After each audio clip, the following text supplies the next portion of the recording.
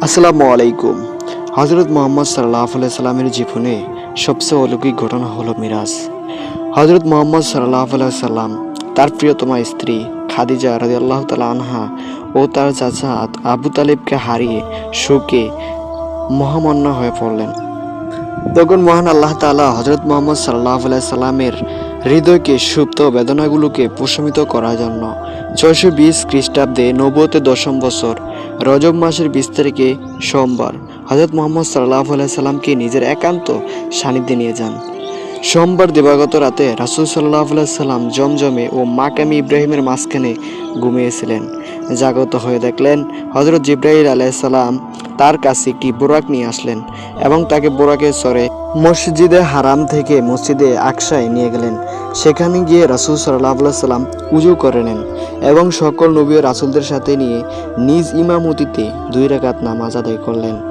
অতঃপর রাসূল সাল্লাল্লাহু আলাইহি সাল্লাম বোরাকে চড়ে জিবরাইল আলাইহিস সালামের সাথে ঊর্ধ্ব আকাশে গমন করেন। প্রত্যেক আকাশে প্রত্যেক পয়গম্বরের সাথে তিনি কথাবার্তা বলেন এবং সিদরাতুল মুনতাহায় গিয়ে পৌঁছলেন।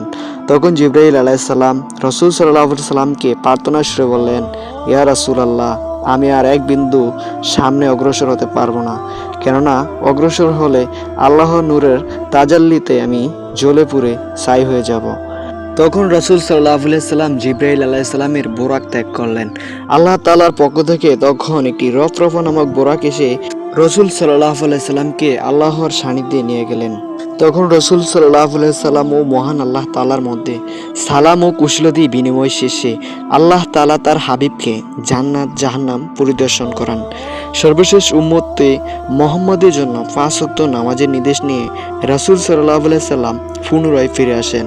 এই ঘটনা শোনার পর সর্বপ্রথম বিশ্বাস করেছিলেন হযরত আবু বকর রাদিয়াল্লাহু তাআলা আনহু। পৃথিবীর জন্মলগ্ন থেকে আজ পর্যন্ত অভিনব ঘটনা আর দ্বিতীয়টি কখনো হয়নি এবং হবেও না। ফলে মিরাজের মাধ্যমে হযরত মুহাম্মদ সাল্লাল্লাহু আলাইহি সাল্লাম মানব জাতির হেদায়েতের জন্য এক অপূর্ব বৈপ্লবিক কর্মসূচি বাস্তবিত করে গেছেন।